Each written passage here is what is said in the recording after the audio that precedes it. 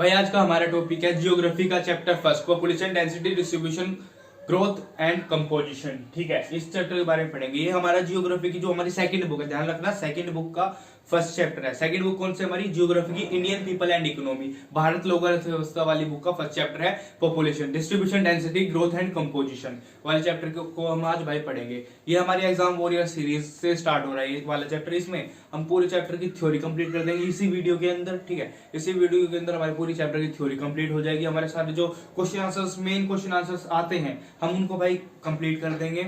ठीक है, और जो मैप वर्क होता है, जो आपका इमेज बेस्ड क्वेश्चन होता है, सब कुछ कंप्लीट हो जाएगा। पर भाई हम सबसे ज्यादा फोकस करेंगे वेरी शॉर्ट क्वेश्चन, जो आपके एमसीक्यू टाइप्स क्वेश्चन आते हैं, क्योंकि भाई एग्जाम पैटर्न चेंज हो चुका है। और आपको ये ध्यान देना होगा कि जो एग्जाम पैटर्न की वेटेज है, जो आपके 1 मार्क्स एमसीक्यू टाइप्स जो क्वेश्चन की वेटेज भाई बहुत ज्यादा हो चुकी है, 20 मार्क्स के आते हैं भाई। तो ठीक है, अब एक टाइम अब ऐसा है कि लोगों को एक टाइम पे छोड़ सकते हैं पर एमसीक्यू को नहीं छोड़ सकते, इसलिए तो 1 मार्क्स क्वेश्चन हमको हर एक को यहाँ से साथ साथ याद करते चलेंगे। ठीक है, आखिरी में क्वेश्चंस भी कराएंगे, मैप वर्क भी कराएंगे, पर हम थ्योरी के साथ भी हम क्वेश्चंस को करते चलेंगे। मतलब एक आधा क्वेश्चन अगर छूट जाए तो हमारे यहाँ पे ही कवर हो जाएगा वो। ठीक है, चलो भाई बिना बकवास के अपना चैप्टर स्टार्ट करते हैं। हे हेलो गाइस, वेलकम टू विद्याक्ष। भाई मेरा नाम है तुषार। आज हम जियोग्राफी का चैप्टर फर्स्ट, चलो छोड़े यार, हो चुका इंट्रोडक्शन, तो इंट्रोडक्शन का क्या करना है। ठीक है, चैप्टर फर्स्ट पॉपुलेशन। भाई पॉपुलेशन होती क्या है? सबको पता है पॉपुलेशन हमारी जनसंख्या। ठीक है भाई, सबको पता है कि जो इंडिया है वो वर्ल्ड की सेकंड, दूसरे नंबर पर आता है इंडिया पॉपुलेशन के मामले में।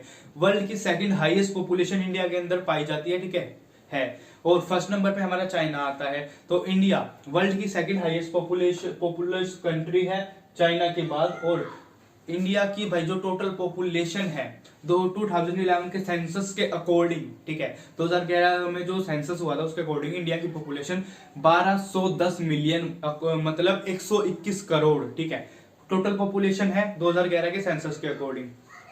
ठीक है, तो India population larger than north America, south America and Australia put together.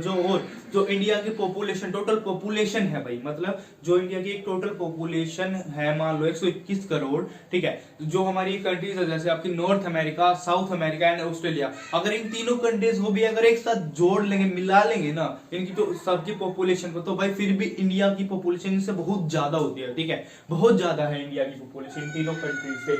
इनसे north America, south America, Australia को अगर एक साथ भी लाते हैं तो पॉपुलेशन को ज्वाइन करते हैं तो इंडिया की पॉपुलेशन इनसे बहुत ज्यादा है।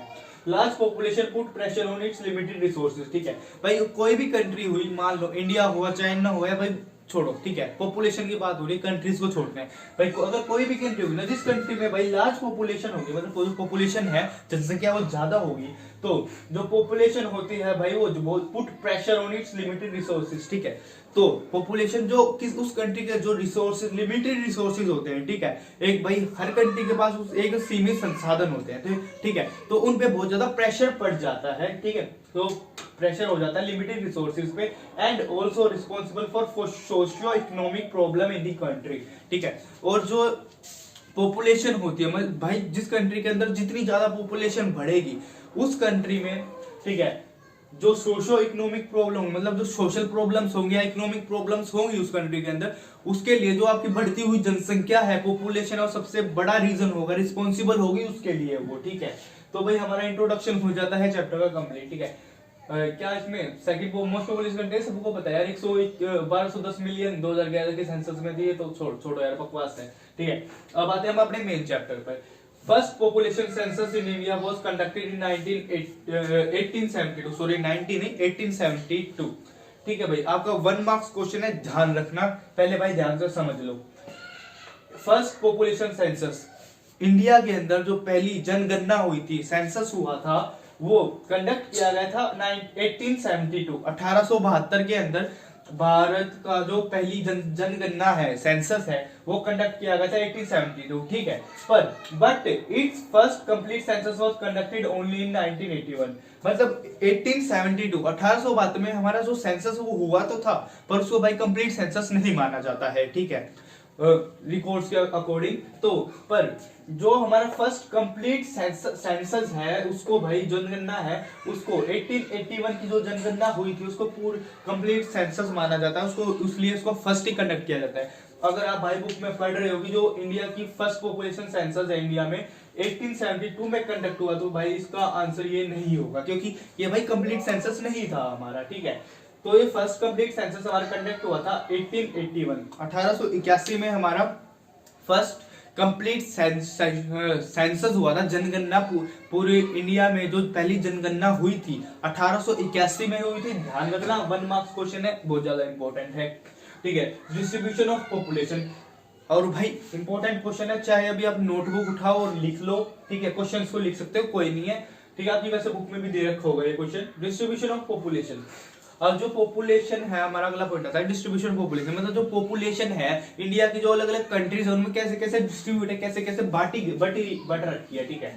पॉपुलेशन इज डिस्ट्रीब्यूटेड अनइवनली, ठीक है भाई। इंडिया के अंदर हम सबको पता है जो पॉपुलेशन है वो अनइवनली डिस्ट्रीब्यूटेड है, ठीक है। इक्वली किसी भी जो स्टेट है इंडिया की, ठीक है, जो स्टेट है या एरिया या सिटी है उनके अंदर भाई पॉपुलेशन अनइवनली डिस्ट्रीब्यूट है। जो एरिया बड़े हैं उनमें पॉपुलेशन कम पाई जाती है और कुछ एरिया से उनमें स्पेस तो बहुत है पर पॉपुलेशन नाम मात्र है, ठीक है। एग्जांपल आप हिमालय रीजन ले सकते हो भाई, सबसे बड़ा एग्जांपल आपका अरुणाचल प्रदेश, ठीक है।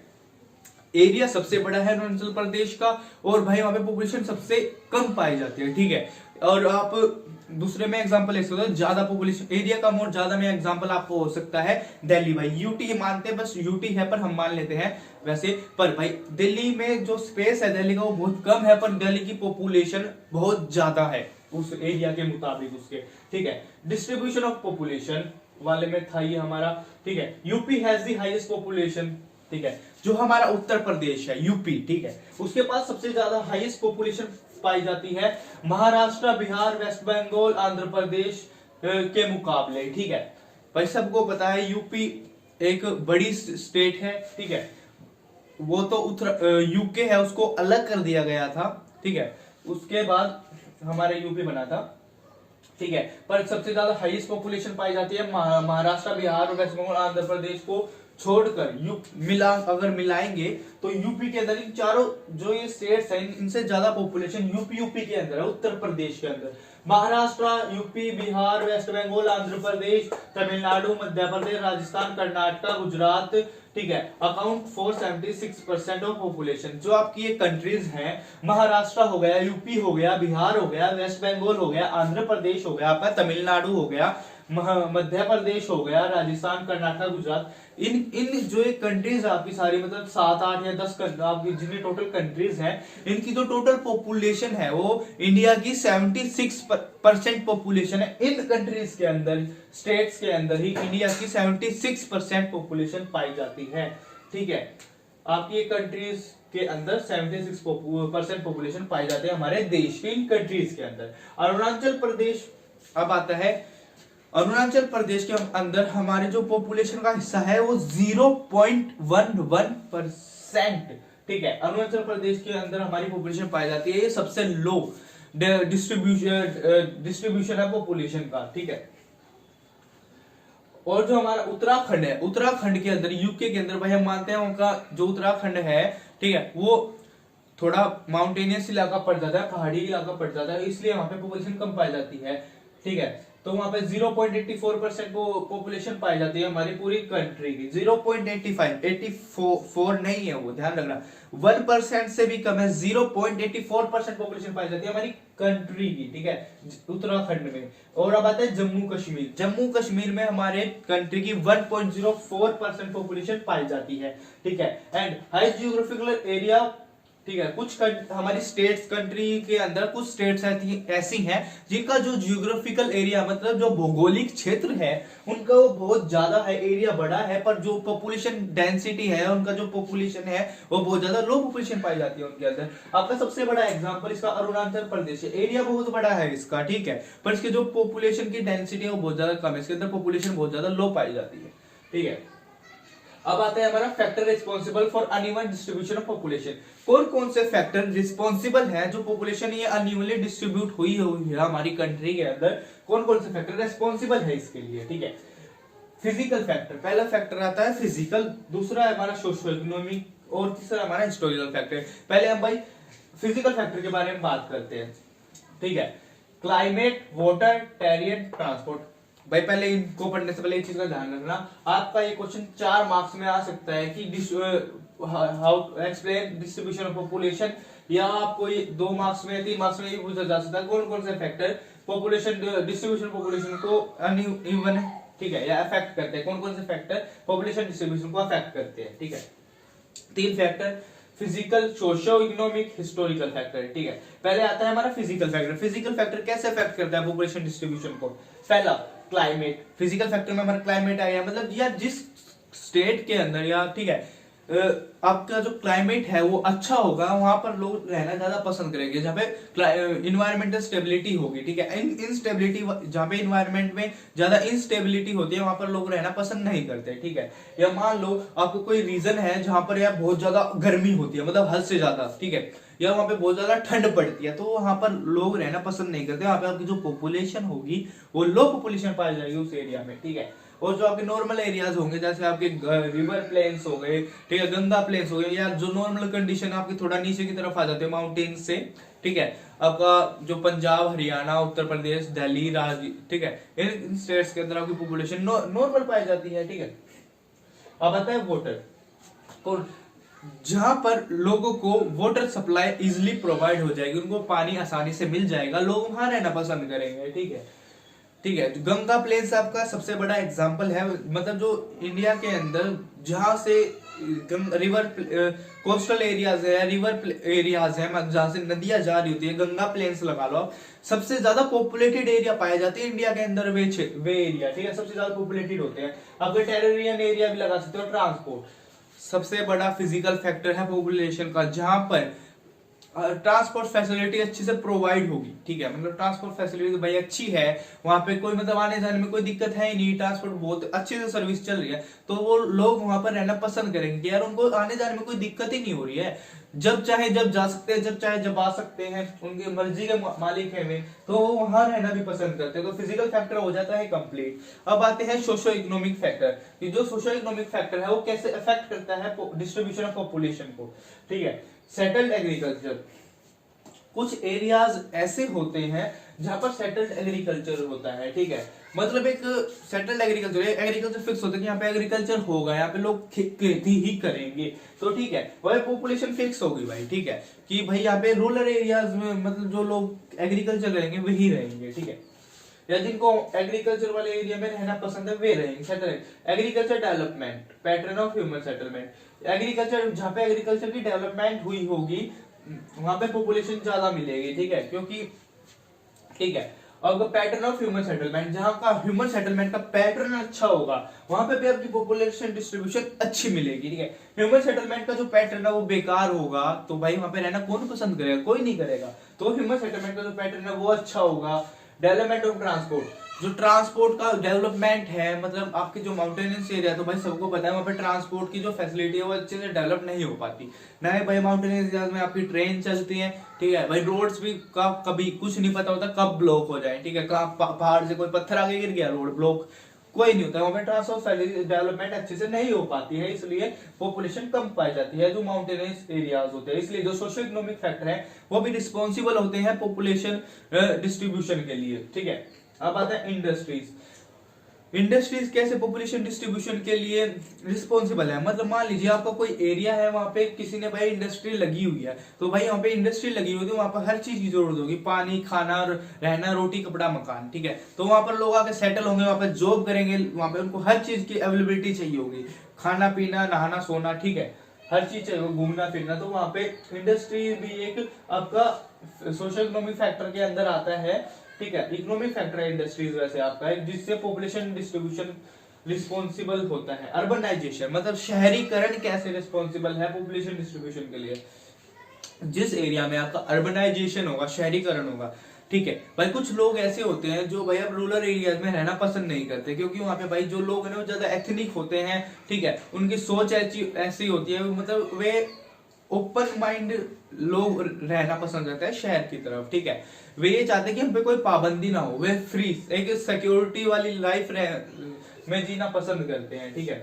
वह किसी की ये रोक टोक को पसंद में वो नहीं रखते कि उन्हें ये पसंद नहीं होता कि उनको कोई रोके टोके, ठीक है। इसलिए भाई जो यहाँ पर अर्बनाइजेशन होगा, अर्बनाइजेशन में, और भाई ये चीज का ध्यान रखना, इस चीज के लिए नहीं बोल रहा मैं कि वहां पे हर चीज की छूट होती है, ठीक है, पाबंदियां वहां पर भी होती हैं, पर जहां पे अर्बनाइजेशन होगा आपको वहां हर चीज की फैसिलिटीज प्रोवाइड होगी, एजुकेशन, हेल्थ, ठीक है, एजुकेशन हो गई, हेल्थ हो गई, आपको ट्रांसपोर्ट अच्छा मिलेगा, ठीक है, वाटर सप्लाई होगी, आपको हर चीज की आपको अच्छी जॉब मिलेगी। तो शहरी जहाँ पे अर्बनाइजेशन लोग वहां पर भी रहना, सेटल होना पसंद करते हैं। भाई हमारा हिस्टोरिकल फैक्टर, ठीक है, सोशियो इकोनॉमिक फैक्टर हमारा कंप्लीट हो जाता है। अब आता है हिस्टोरिकल फैक्टर, मतलब जो हिस्टोरिकल फैक्टर है वो कैसे अफेक्ट करता है पॉपुलेशन डिस्ट्रीब्यूशन के लिए, वो कैसे रिस्पॉन्सिबल है, जो हमारा हिस्टोरिकल फैक्टर है। भाई हम सबको पता है जो ब्रिटिशर थे वो यहाँ पे आगे ट्रेड करने के, मतलब उनका जो साम्राज्य वो बढ़ता गया, साम्राज्य बढ़ने के बाद उन्होंने भाई कब्जा कर लिया था। कब्जा करने के बाद भाई उन्होंने कुछ ऐसी से जो एरिया था उन पे डेवलपमेंट की जहां से उनको खाली फैसिलिटी, उनको ट्रांसपोर्टेशन के लिए वहां पे उन्होंने डेवलपमेंट किया, ठीक है, अपना सामान मतलब ट्रेडिंग के लिए वहां पे उन्होंने डेवलपमेंट कराया, ठीक है, वहां पे उन्होंने विकास कराया, ठीक है, एक टाइम पहले। तो भाई वहां पे उन्होंने डेवलपमेंट कराया, वहां पे उनको लोगों को जॉब से मिली, ठीक है, काम भी मिला, तो वहां पे भाई लोग पहले ही सेटल होने लग गए थे। हिस्टोरिकल फैक्टर हो गया हमारा एक ये, ठीक है। तो अब ये एरिया कौन कौन से आते हैं हमारे हिस्टोरिकल फैक्टर्स में? जो हमारा एरिया आता है मुंबई का, कलकत्ता का, चेन्नई का, जो पोर्ट एरियाज आते हैं, मतलब ठीक है, समुद्र के किनारे आसपास के जो एरियाज होते हैं वहां पे पॉपुलेशन सबसे ज्यादा पाए जाते हैं, क्योंकि हिस्टोरिकल फैक्ट जो मतलब है इतिहास में, हिस्ट्री में पहले वहां पे डेवलपमेंट कराई गई थी ब्रिटिशर्स के द्वारा, इसलिए जो हमारा हिस्टोरिकल फैक्टर होता है वो रिस्पॉन्सिबल होता है पॉपुलेशन डिस्ट्रीब्यूशन के लिए, ठीक है, पर हिस्टोरिकल फैक्टर भी हो जाता है। अब आते हैं डेंसिटी ऑफ, अब आते हैं हम डेंसिटी ऑफ पॉपुलेशन पे। डेंसिटी ऑफ पॉपुलेशन होता क्या है, मतलब जो डेंसिटी ऑफ पॉपुलेशन है expressed number of person per unit area, मतलब डेंसिटी ऑफ पॉपुलेशन में जो नंबर है लोगों का, number of persons per unit area, जो एरिया होता है उसमें जितने भी लोग रहते हैं उनको एक्सप्रेस किया जाता है, ठीक है, मतलब एक एरिया के अंदर आपके मतलब 150 या 200 लोग रहते हैं, मतलब एक यूनिट होती है उसके अंदर आपके 200 300 कितने भी लोग रहते हैं उसको डेंसिटी ऑफ पॉपुलेशन बोला जाता है, ठीक है। एक्सप्रेस नंबर ऑफ पर्सन पर स्क्वायर पर यूनिट एरिया, ठीक है। The density of population in India is 382 person पर स्क्वायर किलोमीटर इन 2011, ठीक है। जो डेंसिटी है पॉपुलेशन की इंडिया के अंदर 382 पर्सन पर स्क्वायर किलोमीटर इन 2011 के सेंसस के अकॉर्डिंग, मतलब जनगणना के अनुसार हम सबको पता है भारत के अंदर 382 पर्सन पर स्क्वायर किलोमीटर के अंदर रहते हैं 2011 के सेंसस के अकॉर्डिंग, ठीक है। 1 मार्क्स क्वेश्चन है कि 2011 मतलब 2011 के सेंसस के अकॉर्डिंग इंडिया की जो पॉपुलेशन डेंसिटी है वो कितनी थी, तो 382 आप लिख सकते हैं। The density of population increase from 117 से, मतलब जो डेंसिटी है, घनत्व है जनसंख्या का, वो 117 लोगों से बढ़कर, मतलब जो डेंसिटी ऑफ पॉपुलेशन 1951 में 1951 में कितनी 117 थी, वो 2011 तक आते आते वो 382 पर्सन पर स्क्वायर किलोमीटर हो गई, मतलब 200 से ज्यादा लोग बढ़ चुके हैं डेंसिटी ऑफ पॉपुलेशन के अंदर। तो पॉपुलेशन भाई बहुत तेजी से बढ़ रही है इंडिया के अंदर, ठीक है, इससे पता चल रहा है। 17% पर स्क्वायर किलोमीटर इन अरुणाचल प्रदेश। भाई 1 मार्क्स क्वेश्चन है, ध्यान दे लेना।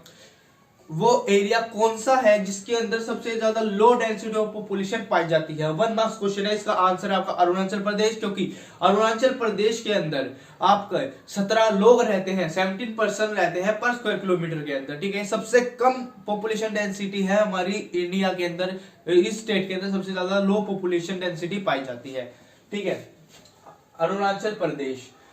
और सबसे ज्यादा हाईएस्ट पॉपुलेशन डेंसिटी कौन सी यूनियन टेरिटरी में पाई जाती है? यूटी, स्टेट नहीं है ये, यूटी, ध्यान रखना, यूनियन टेरिटरी।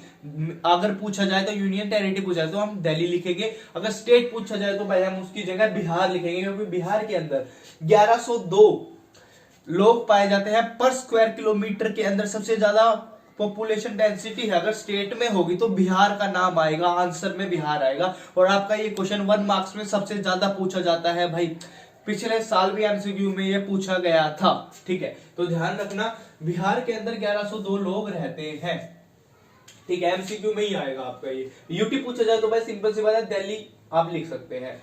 वेस्ट बंगाल के अंदर कितनी ज्यादा पॉपुलेशन डेंसिटी है, ठीक है, डेंसिटी ऑफ पॉपुलेशन है।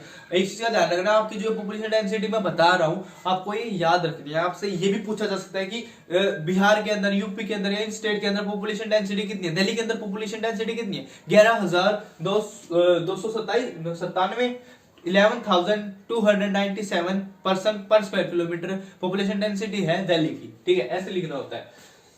बिहार हो गया 1102, 1102, वेस्ट बंगाल 1029, यूपी आता है हमारा उत्तर प्रदेश। उत्तर प्रदेश के अंदर जो पॉपुलेशन डेंसिटी है 828, 828 लोग पाए जाते हैं पर स्क्वायर किलोमीटर के अंदर। केरला 859, ठीक है, 859, Tamil Nadu 555।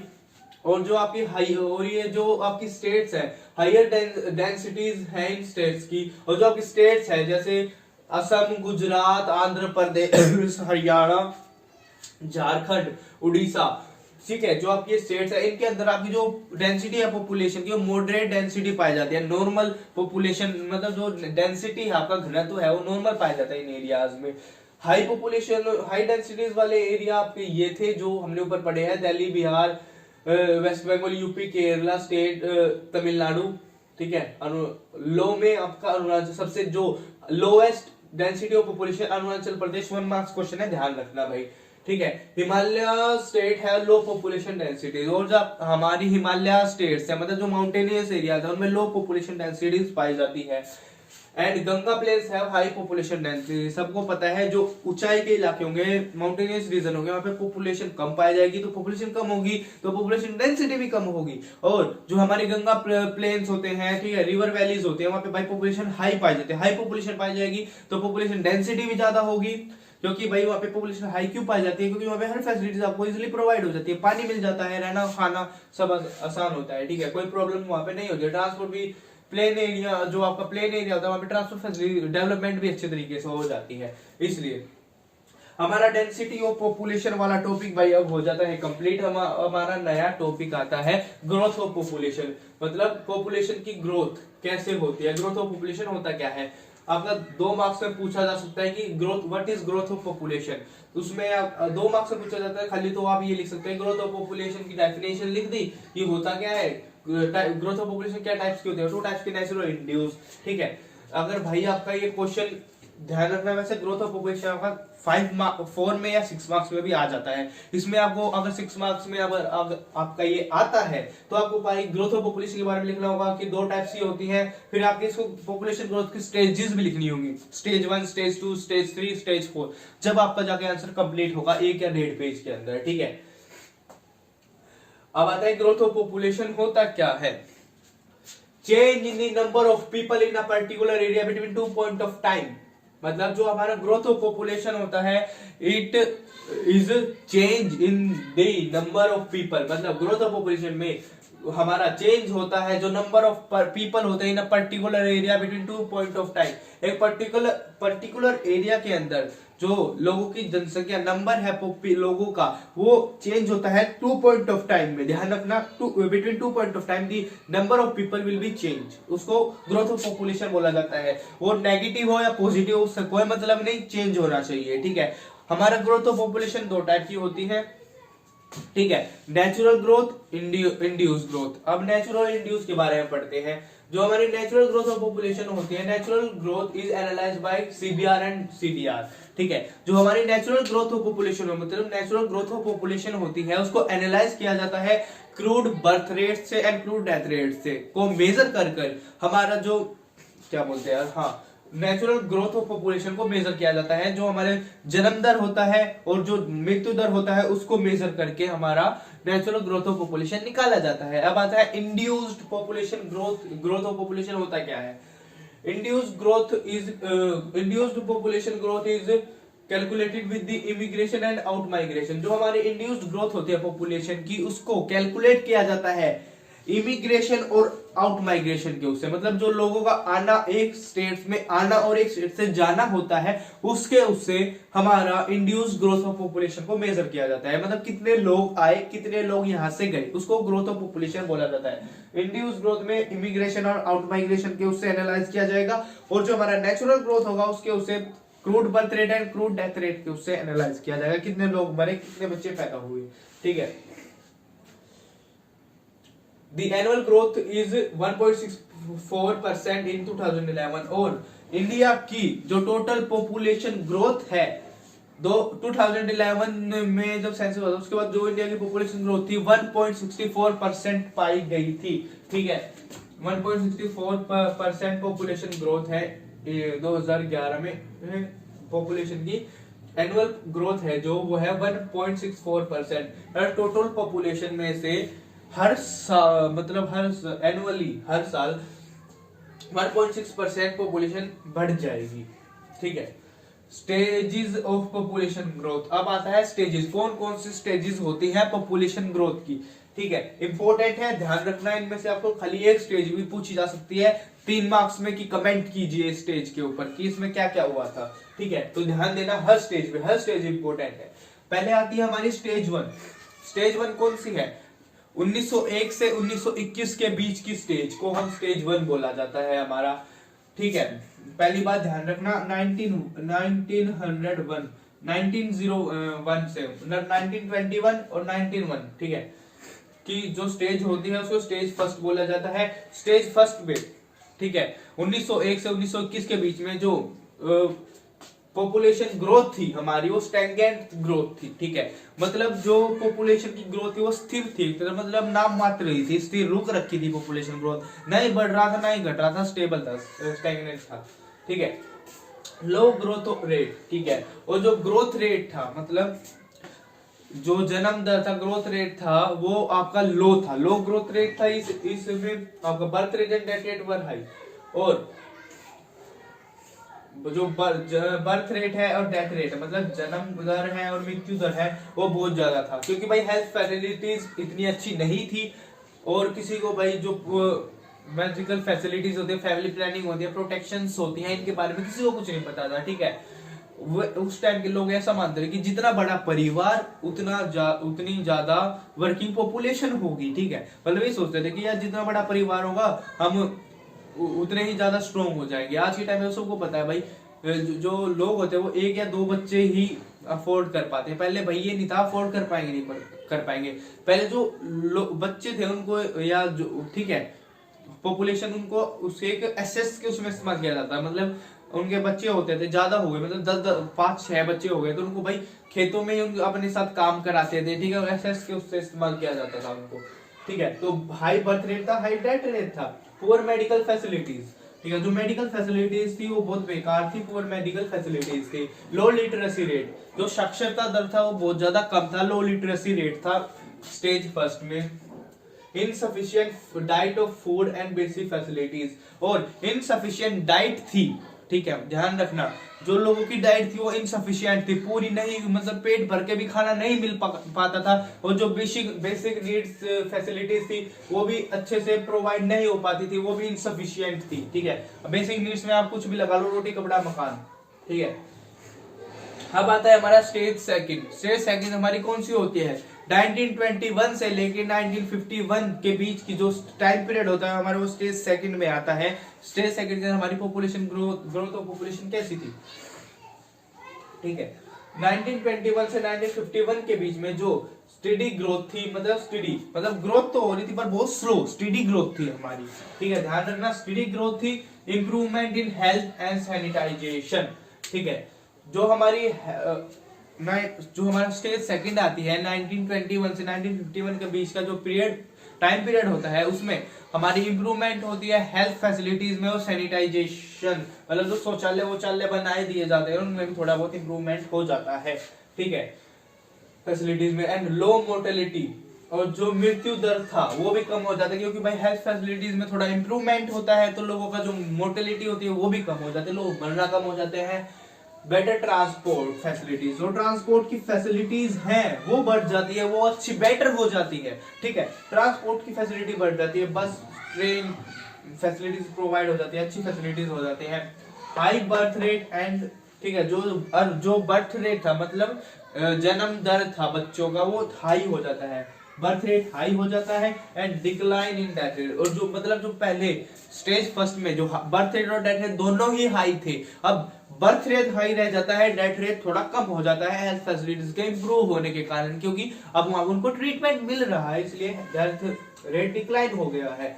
Influence of world and economic depression, ठीक है। अब और जो हमारी स्टेज सेकंड थी उसमें जो हम इंडिया ने भाई या पूरे वर्ल्ड ने, मैं सबको पता है इस पीरियड के बीच में हमारी वर्ल्ड वॉर हुई थी, तो पूरा वर्ल्ड में इन्फ्लुएंस था वर्ल्ड वॉर का, ठीक है। वर्ल्ड वॉर से सभी तंग आ चुके थे, ठीक है। युद्ध से सभी को बहुत ज्यादा नुकसान हुआ था, वो इकोनॉमिक ही लगा लो, सोशली लगा लो, सबको बहुत ज्यादा डिप्रेशन था, इकोनॉमिक लगा लो या सोशल लगा लो, ठीक है। तो इन्फ्लुएंस था वर्ल्ड वॉर का एंड इकोनॉमिक डिप्रेशन भी था, क्योंकि पैसों का बहुत नुकसान हुआ, बहुत ज्यादा पैसा लगा था वर्ल्ड वॉर में, सेकंड वर्ल्ड वॉर में। स्टेज थर्ड, अब आती है हमारी स्टेज थर्ड होती कौन सी है, ध्यान रखना आपका सबसे ज्यादा जो एग्जाम में पूछा जाता है स्टेज सेकंड या स्टेज थर्ड ही सबसे ज्यादा आपका एग्जाम में पूछा जाता है। 3 मार्क्स में या 4 मार्क्स में आपका ये क्वेश्चन आता है, आपको अच्छे से एक्सप्लेन करना होता है, ठीक है। अब स्टेज थर्ड, ठीक है, स्टेज थर्ड का मतलब जो स्टेज हमारी थर्ड होती है उसका टाइम पीरियड है हमारा 1951 से 1981, ठीक है। 1951 से 1981 पॉपुलेशन एक्सप्लोजन, ठीक है। जो हमारी स्टेज थर्ड है उसको भाई पॉपुलेशन एक्सप्लोजन भी बोला जाता है, मतलब इस पीरियड में जो हमारी पॉपुलेशन थी उसमें बहुत बड़ा एक्सप्लोजन हुआ था, मतलब पॉपुलेशन एक बहुत धमाका हुआ था, एक तरीके से बढ़ी थी, ठीक है। पॉपुलेशन एक्सप्लोजन बोला जाता है। रैपिड फॉल इन मोर्टेलिटी, और हेल्थ फैसिलिटीज बहुत ज्यादा सुधरने लगी थी, तो बहुत तेजी से जो मोर्टेलिटी रेट था, मृत्यु दर था, उसमें बहुत तेजी से गिरावट आई थी, ठीक है। Rapid fall in mortality rate, ठीक है, मृत्यु दर में बहुत तेजी से गिरावट आई थी। हाई फर्टिलिटी, और हाई फर्टिलिटी हो चुकी थी, ठीक है। इंट्रोडक्शन ऑफ 5 ईयर प्लान, और जो क्योंकि भाई सबको पता है 1947 के बाद इंडिया आजाद हो गया था, तो और आजाद होने के बाद जब लोग यहाँ के पंडित जवाहरलाल नेहरू ने सत्ता संभाली, तो उसके बाद भाई 5 इयर्स इंट्रोडक्शन, जो 5 इयर्स प्लान्स थे उनका, ठीक है, उनका भी इंट्रोडक्शन वे भी लाए गए थे, इसी पीरियड में लाए गए थे, इसलिए आपका ये पीरियड इंपॉर्टेंट है, थर्ड स्टेज। इनमें आपको ये सब कुछ पूछा जाता है। इंट्रोडक्शन ऑफ 5 इयर्स प्लान्स का इनमें इंट्रोडक्शन कराया गया था। इंप्रूवमेंट ऑफ लिविंग कंडीशन, ठीक है, इंप्रूवमेंट ऑफ लिविंग कंडीशन, जो आपकी लिविंग कंडीशन है उसमें भी इंप्रूवमेंट हुई थी, ठीक है। जो लोगों का रहना सहना था वो भी इंप्रूव हुआ था, वो भी एक हद से सुधर गया था, ठीक है। इंक्रीज माइग्रेशन, और जो माइग्रेशन था एक जगह से दूसरी जगह माइग्रेट करना, गांव से शहर में माइग्रेशन होना, वो भी बढ़ चुका था काम करने के लिए, ठीक है।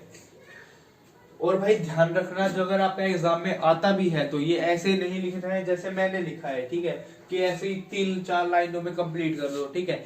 पॉइंट वाइज लिखना है, क्योंकि भाई जियोग्राफी हुई या पॉलिटिकल साइंस हुआ, किसी में भी लिखोगे, अगर भाई पॉइंट वाइज लिखोगे, ठीक है, बेशक यार आपका जो पॉइंट होता है वो एक लाइन का हो, अगर आप उसको पॉइंट में लिखोगे तो भाई आपको फुल मार्क्स देगा ही, टीचर मार्क्स नहीं काटेगा। अगर आप उसको पैराग्राफ में लिखोगे तो भाई उसका टीचर आपको अगर 4 मार्क्स का अगर आंसर आपका पूरा ठीक है तो उसकी टीचर 2 मार्क्स भी नहीं देगा, ये ध्यान रखना।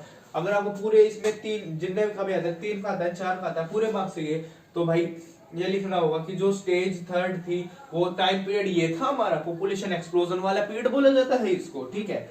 रैपिड फॉल हुआ था मोर्टेलिटी रेट में, ठीक है, मोर्टेलिटी जो मृत्यु दर था वो बहुत तेजी से गिर गया था। हाई फर्टिलिटी थी। 5 इयर्स जो प्लान है उनको इंट्रोड्यूस कराया गया था, ठीक है। इंप्रूवमेंट हुई थी लिविंग कंडीशन में, और माइग्रेशन है वो बढ़ गया था, ठीक है। पॉइंट वाइज लिख दो यार, 6-7 पॉइंट लिख दिए, 4 नंबर का हो गया, ठीक है। अब आता है स्टेज 4। स्टेज 4 कैसे, तो स्टेज 4 क्या था हमारा, स्टेज 4 में अब हमारा आता है भाई देख, स्टेज 3 तो हमारा हो गया 1951 से 1981, अब आता है हमारा स्टेज 4 1981 के बाद का टाइम पीरियड। इसमें कोई वो नहीं है कि इस टाइम से इससे, मतलब 1981 के बाद से जो अब का टाइम पीरियड चल रहा है, ठीक है, वो टाइम पीरियड आता है अब इसमें। 1981 onwards, ठीक है, 1981 के बाद का ग्रोथ रेट डिक्लाइन, जो ग्रोथ रेट था वो भाई गिर चुका था, डिक्लाइन हो चुका था, क्रूड बर्थ रेट डिक्लाइन, और जो जन्म दर था वो भी कम हो चुका था, डिक्लाइन हो चुका था। किस कारण? जो मतलब जो बच्चे पैदा हो रहे थे, मतलब जो मतलब बर्थ रेट है वो क्यों कम हो गया था? क्योंकि जो पहले भाई जो लड़कियां होती थी उनकी शादी जल्दी ही करा दी जाती थी, ठीक है, बाल विवाह जिसको बोला जाता है भाई। तो जो शादी की उम्र है वो बढ़ा दी गई थी, सरकार के द्वारा रूल बना दिया गया था कि लड़कियों की 18 साल से पहले या 19 साल से पहले शादी नहीं कराई जाएगी, और लड़कों की 21 साल से पहले। तो ये रूल बना दिया गया था, तो उससे जो क्रूड बर्थ रेट है उसमें भी कमी आई थी शादी की उम्र में बढ़ोतरी के कारण। ध्यान रखना, improved quality of life and education. और इस स्टेज 4 के बाद 1981 के बाद जो हमारा क्वालिटी है, लाइफ की जो क्वालिटी है और एजुकेशन है उसमें भी इम्प्रूवमेंट आई है। जो हमारी एजुकेशन शिक्षा थी उसमें भी बहुत ज्यादा इम्प्रूवमेंट आई है, लड़का लड़की सब को पढ़ने का मौका मिला है, ठीक है, किसी में भेदभाव को भी खत्म किया जा रहा है धीरे धीरे। अब भाई इंडिया के अंदर सबको पता है कि अब लड़की और लड़की में कोई फर्क नहीं किया जाता है, पर कुछ जो रूरल एरियाज ऐसे हैं जो अभी फर्क करते हैं, ठीक है भाई। अब हमारा अगला टॉपिक आता है regional variation in population growth, ठीक है। मतलब जो रीजनल वेरिएशन मतलब एरिया के हिसाब से जो पॉपुलेशन ग्रोथ रेट था वो कैसा था स्टेट्स के हिसाब से, ठीक है, कि किसी स्टेट में ज्यादा है किसी स्टेट में, हम उसके बारे में बात करेंगे, ठीक है। पॉपुलेशन ग्रोथ की growth rate of population during 1991 to 2001 in Indian states and union territories. जो हमारा ग्रोथ रेट था ना भाई, ठीक है, पॉपुलेशन का, जनसंख्या का जो वृद्धि दर था, ग्रोथ रेट था 1991 से 2001 तक, ठीक है, 1991 से 2001 तक इंडियन स्टेट्स में, और जो यूनियन टेरिटरी थी यूटी के अंदर, ठीक है, वो बहुत ज्यादा ऑब्वियस पैटर्न शो कर रहा था, ठीक है, ऑब्वियस पैटर्न शो कर रहा था। जो हमारी स्टेट्स थी जैसे like Karnataka, Kerala, Tamil Nadu, Andhra Pradesh, Orissa, Pondicherry and Goa show a very low growth rate show कर रहे थे, ठीक है। जो हमारी ये स्टेट्स थी, ध्यान रखना कौन कौन सी स्टेट्स है हमारी, केरला, कर्नाटक, तमिलनाडु, आंध्र प्रदेश, उड़ीसा, पांडिचेरी एंड गोवा। जो हमारी स्टेट्स थी बहुत ज्यादा लो ग्रोथ रेट को शो कर रही थी, ठीक है। इनके अंदर ग्रोथ है का जो रेट था वो बहुत ज्यादा लो था, कम था, ठीक है। Kerala registered the lowest growth rate, और जो हमारी स्टेट है केरला, ठीक है भाई, साउथ की स्टेट है केरला, सबको पता है, और वो उसने रजिस्टर किया था सबसे ज्यादा लोएस्ट ग्रोथ रेट 9.4%, ठीक है। ये सबसे कम ग्रोथ रेट था हमारी इन कंट्री के अंदर, पूरे होल में एज अ होल सभी स्टेटों के अंदर सबसे ज्यादा लोएस्ट ग्रोथ रेट था। 1 मार्क्स का क्वेश्चन है, ध्यान रख लेना कि लोएस्ट ग्रोथ रेट किस स्टेट का था 1991 से 2001 के बीच में। अगर आप चाहो तो ध्यान रख लेना, आ सकता है, चांसेस हैं। 9.4% ग्रोथ रेट था किसका, केरला का। West to east from north west, north and north central part of country has high growth rate than the southern states, ठीक है। जो हमारी वेस्ट की स्टेट थी, ईस्ट की मतलब पूरी इंडिया की जो एरिया है, वेस्ट हो गए, ईस्ट नॉर्थ वेस्ट की जो स्टेट्स हो गई, नॉर्थ सेंट्रल पार्ट हो गया जो हमारी कंट्री का, ठीक है। नॉर्थ सेंट्रल पार्ट आपका जो दिल्ली, पंजाब, हरियाणा उसके एरिया को आप बोल सकते हैं, यूपी को मिलाकर भी, ठीक है, वो नॉर्थ सेंट्रल पार्ट हो गया हमारी कंट्री का। वहां पे हाई ग्रोथ रेट था, ठीक है, उस पार्ट में बहुत ज्यादा ग्रोथ रेट था ना, वो हाई था। जो आपके स्टेट्स है साउथर्न स्टेट से बहुत ज्यादा हाई ग्रोथ रेट था इनमें। एडोलसेंस, अब आता है हमारा अगला पॉइंट, एडोलसेंस। एडोलसेंस इनको बोला जाता है, एडोलसेंस हम उनको बोला जाता है पॉपुलेशन के अंदर जिनकी एज 13 से 19 या 20 के बीच होती है, मतलब 13 साल से 18, 19, 20, 21 साल उम्र के जो बच्चे होते हैं, या जो लोग, ठीक है, हमारी पॉपुलेशन के अंदर यूथ होता है उसको एडोलसेंस बोला जाता है, ठीक है। यूथ भी नहीं बोल सकते और बच्चे भी नहीं बोल सकते, क्यों भाई 13 साल से 18, 19 साल के बीच में एडोलसेंस हो जाते हैं, ठीक है। तो हमारी कंट्री के अंदर उस टाइम पे एडोलसेंस की पॉपुलेशन 22% थी, जिसके अंदर 22% जिसके अंदर हमारी जो मेल पॉपुलेशन थी एडोलसेंस की, ठीक है, वो 13 से जो 18, 19 साल के जो बच्चे रहते हैं उन पॉपुलेशन को हम लगा के चले उस टाइम पे तो 22% पूरी थी, और मेल पॉपुलेशन थी हमारी 53% और फीमेल पॉपुलेशन थी हमारी 47%, ठीक है। तो अब आता है हमारा अगला क्वेश्चन, मोस्ट इंपोर्टेंट क्वेश्चन है, ध्यान रखना, 2 मार्क्स में या भाई 4 मार्क्स में क्वेश्चन ये आपका आ सकता है। बहुत इंपॉर्टेंट क्वेश्चन है कि जो आपके एडोलसेंस होते हैं, जो वो 13 से 18-19 साल, आपने फिजिकल एजुकेशन में पढ़ा होगा भाई एडोलसेंस के बारे में, ठीक है। ये थोड़ा वैसे ही है पर उसमें आपको डिटेल में नहीं पढ़ना है, ठीक है। क्या एक्टिविटीज करानी चाहिए खाली इसमें कि कौन कौन से चैलेंजेस फेस किए जाते हैं एडोलसेंस के द्वारा, ठीक है। चैलेंजेस फेस बाय एडोलसेंस, पहले सबसे बड़ा चैलेंज ध्यान रखना। अगर आपको ये क्वेश्चन 4 मार्क्स में आता है भाई, आप 5 पॉइंट्स लिख सकते हो, थोड़ा हर पॉइंट को थोड़ा थोड़ा एक्सप्लेन करके, ठीक है। जैसे आपका लोअर एज मैरिज, कम उम्र में शादी करा देना, बाल विवाह, ठीक है भाई। कैसे इस चैलेंज को कैसे फेस करना पड़ता था? ये चैलेंज सबसे ज्यादा भाई लड़कियों को फेस करना पड़ता था, ध्यान रखना, फीमेल्स को फेस करना पड़ता था, क्योंकि उनकी भाई कम उम्र में शादी करा दी जाती थी, ठीक है। तो भाई शादी हो जाएगी, एजुकेशन बीच में छूट जाती है, इलिटरेसी, अशिक्षित रह जाती है, इलिटरेसी हमारा पॉइंट आ चुका है, आप देख लीजिए, ठीक है। एडोलसेंस भाई ये मेल्स को भी फेस करना पड़ता है, क्योंकि भाई 13-14 साल की उम्र में पहले शादी करा दी जाती थी यार, तो क्या दुनिया क्या देगी, उन्होंने कुछ देखा ही नहीं, ठीक है। तो इलिटरेसी, असाक्षरता, भाई अगर शादी करा दी जाती थी, मेल का तो ये होता था शादी हो जाती, फिर भी भाई उनको थोड़ा बहुत पढ़ा दिया जाता था, पर भाई फीमेल्स की अगर शादी होती थी तो भाई उनको घर में ही रखा जाता था, उनको नहीं पढ़ने दिया जाता था, ठीक है। फीमेल इलिटरेसी सबसे बड़ा कारण था हमारे देश का, क्योंकि भाई उनकी सबसे शादी कम उम्र में करा दी जाती थी, बाल विवाह करा दिया जाता था, तो स्कूल ड्रॉप आउट करा दिया जाता था, ठीक है। तो पढ़ नहीं पाते थे, इसलिए महिला की जो असाक्षरता है, अशिक्षिता भी हम बोल सकते हैं, वो सबसे ज्यादा थी हमारी कंट्री के अंदर, ठीक है। स्कूल ड्रॉप आउट हो जाता था इनका बीच में, लो इनटेक ऑफ न्यूट्रिएंट्स, ठीक है। और भाई उस टाइम पे इतना ज्यादा न्यूट्रिएंट्स भी नहीं थे कि उनकी हेल्थ भी सही रह सके, ठीक है। तो जो न्यूट्रिएंट्स है उनका भी लो इनटेक होता था। High rate of maternal mortality, ठीक है भाई। जो एडोलसेंस मदर्स थी, ठीक है, 14 से 17-18 साल की एज की जो फीमेल थी, मतलब ठीक है लड़कियां थी, उनकी भाई कम उम्र में शादी करा दी जाती थी। भाई शादी करा दी तो भाई प्रेग्नेंट हो जाती थी, ठीक है। प्रेग्नेंट हो, जब वो भाई बेबी को जन्म देने वाली होती थी तो उसी टाइम पे उनकी डेथ हो जाती थी, क्योंकि भाई उनकी हेल्थ कंडीशन इतनी अच्छी रह नहीं पाती थी, ठीक है। तो बच्चे को जन्म दे देते उनकी डेथ हो जाती थी। तो इसी को भाई high rate of maternal mortality बोला जाता है, कि जो एडोलसेंस मदर्स की डेथ को high rate of maternal mortality बोला जाता है, कि बच्चे को जन्म देते देते या जन्म देके बच्चा रह गया, मदर मर गई या दोनों मर गए भाई, ठीक है, दोनों की डेथ हो गई, उसको मैटरनल मोर्टेलिटी बोला जाता है, ठीक है। High rate of HIV AIDS, भाई HIV एड्स के बारे में हम सबको पता है, उस टाइम पे ठीक है एडोलसेंस को सबसे बड़ा चैलेंज फेस करना पड़ता था HIV एड्स का भाई, क्योंकि उन्हें यार इन चीजों को पता ही नहीं था, इनसे कैसे प्रिवेंट किया जा सकता है, ठीक है। किसी के साथ भी फिजिकल रिलेशन बन गया, ठीक है, तो भाई ये नहीं पता था वो बंदा बीमार है, क्यों ऐसे कोई नहीं बता सकता, ठीक है। और उस टाइम पे जो आपके प्रोटेक्शंस होते हैं उनको कोई इस्तेमाल करता नहीं था, ठीक है। तो हाई रेट था HIV एड्स का, फिजिकल एंड मेंटल डिसेबिलिटी, और इसी के कारण भाई एडोलसेंस को बहुत सारी फिजिकल और मेंटल डिसेबिलिटी को भी फेस करना पड़ता था, ठीक है। और सबसे बड़ा रीजन जो एडोलसेंस को फेस करना पड़ता था इस एज में, ड्रग एब्यूज एंड एल्कोहलिज्म, ठीक है। उनको भाई जो ड्रग्स होते हैं उनसे भी बच के निकलना है भाई, नहीं निकल पाते ज्यादातर बच्चे, ठीक है। इस उम्र में ना उनको भाई ड्रग्स के एडिक्ट हो जाते हैं, वो इस छोटी सी उम्र में शराब पीने लग जाते हैं, ठीक है।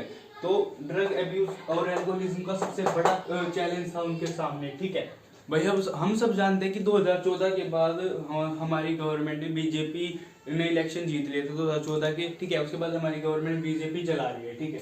तो जब बीजेपी गवर्नमेंट में आती है, सरकार सत्ता में आती है,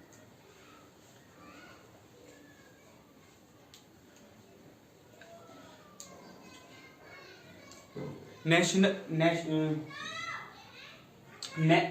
youth policy launch in February 2014 proposes a holistic vision for youth of India, ठीक है भाई। हम सबको पता है 2014 में बीजेपी हमारी सरकार को संभाल लेती है, ठीक है। बीजेपी इलेक्शन दी जाती है 2014 के, तो जब बीजेपी सत्ता में आती है तो वो NYP एक नेशनल यूथ पॉलिसी लॉन्च करते हैं फरवरी 2014 में, ठीक है। जो एक प्रपोज करते हैं होस्टलिक विजन प्रपोज करती है जो यूथ होते हैं इंडिया के उनके लिए, क्योंकि इसमें है ना वो यूथ के लिए कुछ ऐसी स्किल्स को प्रोवाइड कराती है यूथ को, ठीक है। ऐसे कोर्स कराती है जिससे वे जो अशिक्षित होते हैं, मतलब जो पढ़े लिखे नहीं होते, वो कुछ स्किल्स सीख के अपना काम खोल सके या कुछ काम कर सके, ठीक है। तो भाई नेशनल यूथ पॉलिसी लाई जाती है फरवरी 2014 में। 1 मार्क्स क्वेश्चन ध्यान रखना कि एनवाईपी आपका कब आता है, नेशनल यूथ पॉलिसी को कब लॉन्च किया जाता है, फरवरी 2014 में आपको लॉन्च किया जाता है। इसके ऑब्जेक्टिव विजन कौन कौन से थे, इसके अंदर भाई आपको बहुत सारी स्किल्स सिखाई जाती है, जैसे हार्डवेयर, सॉफ्टवेयर, ठीक है, कंप्यूटर कोर्स कराया जाता था, जो लड़कियां थी उनको सिलाई मशीन सिखाई जाती थी, ठीक है, और बहुत सारे कोर्स कराए जाते थे, आपको पूरी हर चीज स्किल्स सिखाई जाती थी इनके अंदर, ठीक है। तो कि आप पढ़े लिखे नहीं हो फिर भी आपको एक डिप्लोमा गवर्नमेंट की तरफ से मिल जाता है, जिससे आप एक छोटी मोटी अपना काम कर सकते थे, या आप किसी के उस, ठीक है, अपना खुद का काम खोल सकते थे, या किसी के पास काम भी कर सकते थे, ठीक है। तो नेशनल यूथ पॉलिसी आता है भाई। चैलेंजेस जो फेस बाय द एडोलसेंस वो हमारे कंप्लीट हो जाता है। अब आता है हमारा पॉपुलेशन कंपोजिशन, मतलब जो गवर्नमेंट का सेंसस होता है, ठीक है, मतलब जो जनगणना कराई जाती है जब गवर्नमेंट के द्वारा, तो उसमें भाई ये नहीं कि वो खाली ये कराया जाता है कि हमारी जनसंख्या टोटल इतनी हो गई, उसमें हर चीज कराया जाता है कि हमारा जो इस उम्र के लोग इतने हैं, इस सेक्स के इतने हैं, ठीक है, लिंग के, ठीक है, उनका प्लेस ऑफ रेसिडेंस क्या है, किस धर्म के हैं, किस कैरेक्टर के हैं, किस ट्राइब के हैं, किस लैंग्वेज क्या है उनका धर्म क्या है, मैरिटल स्टेटस क्या है, लिटरेसी क्या है, एजुकेशन, ऑक्यूपेशन, सब कुछ पूछा जाता है, ठीक है। तो हम भाई पॉपुलेशन कंपोजिशन वाले को स्टार्ट करते हैं। कैसे, age and sex. Age and sex से हमारा पॉपुलेशन कंपोजिशन क्या मतलब है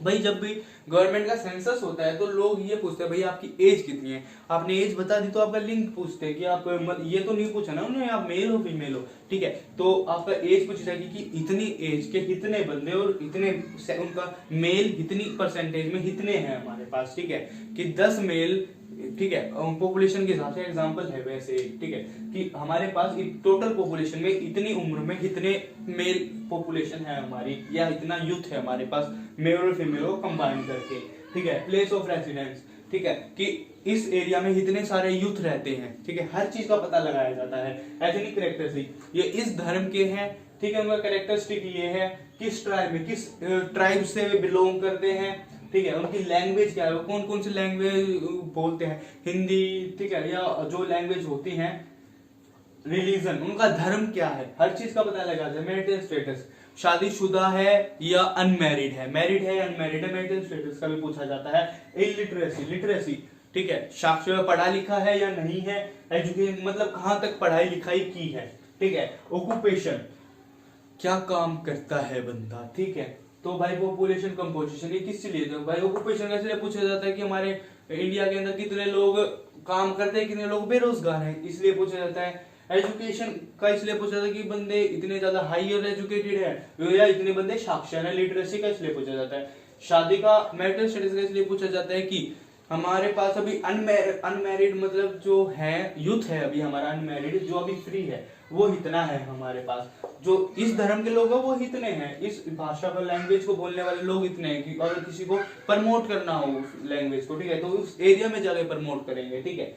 ट्राइब्स, किस ट्राइब से लोग में ज्यादा पॉपुलेशन पाई जाती है, किस ट्राइब के, ठीक है, वो जाए। एथनिक कैरेक्टर, इस एथनिक के उसके लोग कहाँ ज्यादा पाए जाते हैं। प्लेस ऑफ रेसिडेंस, उन लोगों का जो प्लेस ऑफ रेसिडेंस है वो पता लगाने के लिए भी प्लेस ऑफ रेसिडेंस लिखा जाता है, मतलब अगर वो अभी बंदा वो यहाँ रह रहा है या और कहीं रहने लगा है, इस चीज के लिए भी प्लेस ऑफ रेसिडेंस को नोट किया जाता है। एज एंड सेक्स, कि बंदे की उम्र कितनी है, उसका लिंग क्या है, पुरुष है, महिला है, मेल है, फीमेल है, ठीक है, या भाई ट्रांसजेंडर है, हर कुछ पूछा जाता है, ठीक है। रूरल अर्बन कंपोजिशन, हमारा पॉपुलेशन कंपोजिशन खत्म हो जाता है, आता है रूरल अर्बन कंपोजिशन, ठीक है, रूरल गांव का और अर्बन शहरी कंपोजिशन। 72% लिव्स इन विलेजेस, ठीक है, जो हमारी पॉपुलेशन है इंडिया की उसमें से 72% लोग, ठीक है, 72% जो लोग हैं वो गाँव में रहते हैं, ठीक है, 72% जो पॉपुलेशन है, 72% जो पीपल्स है वो गाँव के अंदर रहते हैं, लिव्स इन विलेजेस, ठीक है, ध्यान रखना। आपका ये रूरल अर्बन कंपोजिशन क्वेश्चन भाई आ सकता है 4 मार्क्स में कम से कम, ठीक है। 72% जो लोग हैं वो विलेजेस में रहते हैं। India has 6,40,867 villages according to 2011 census, ठीक है, इंडिया के पास भाई 6,40,867, ठीक है, गांव है 2011 के सेंसस के अकॉर्डिंग, ध्यान रखना। 1 मार्क्स क्वेश्चन एमसीक्यू में पूछा जा सकता है। स्टेट लाइक जो हमारी स्टेट है जैसे बिहार, सिक्किम है very high percentage of rural population, ठीक है।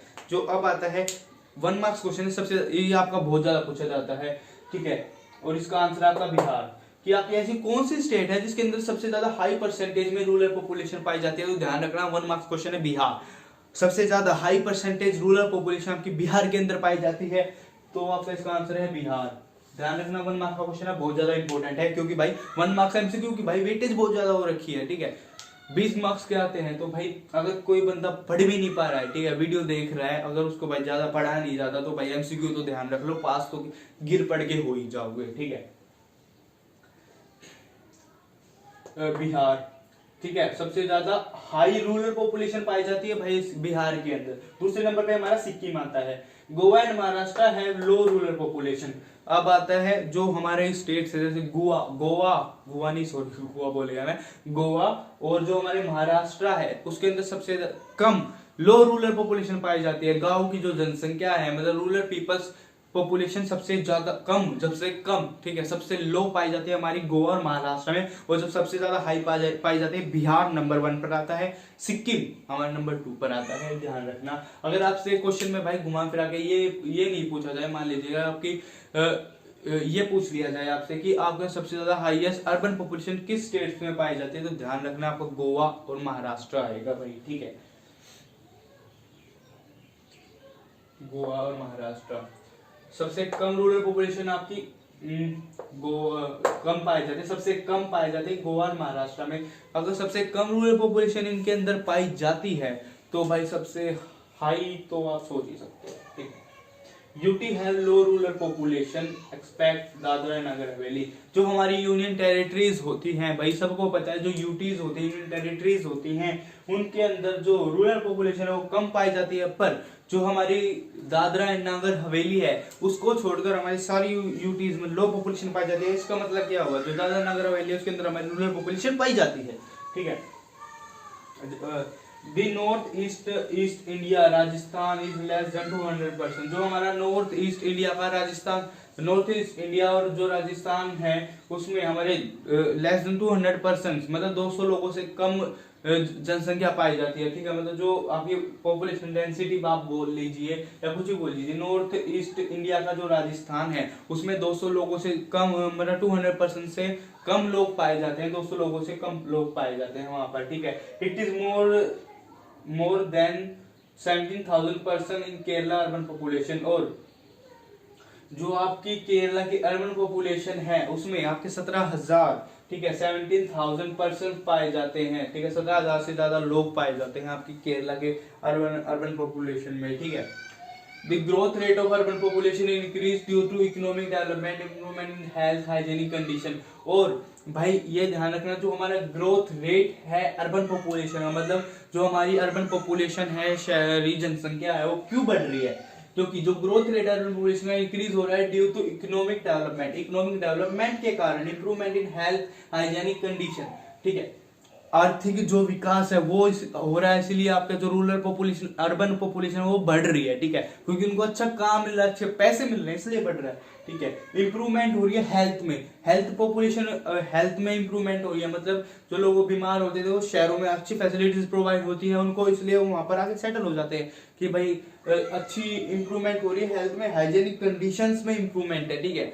गांव वालों इलाकों में भाई जो लोग हैं ज्यादातर खुले में ही जाते थे, सबको पता है, पर भाई जो आपके अर्बन एरियाज में वहां पे भाई टॉयलेट्स बने होते हैं, ठीक है, हाइजेनिक कंडीशन अच्छी होती है, ठीक है, साफ सफाई भी ज्यादा ध्यान रखा जाता है। It is high in the peripheral areas of metropolitan cities. और जो आपका रूरल अर्बन कंपोजिशन है इसका आप ध्यान रखना, ये सबसे ज्यादा पाया जाता है जो पेरिफेरल एरियाज होते हैं मेट्रोपॉलिटन सिटीज में, आपकी अर्बन पॉपुलेशन से ज्यादा पाई जाती है। लिंग्विस्टिक कंपोजिशन, अब आता है हमारा लिंग्विस्टिक कंपोजिशन। हम क्या बोलते हैं लिंग्विस्टिक, मतलब हम भाषा के आधार पर, ध्यान रखना, भाषा के आधार पर लिंग्विस्टिक कंपोजिशन होता है हमारा। India is a land of linguistic diversity. हम सब जानते हैं भाई भारत विविधताओं का देश है, भारत एक अकेला ऐसा राष्ट्र है जिसके अंदर भाई इतनी सारी लैंग्वेज में डाइवर्सिटी पाई जाती है, ठीक है।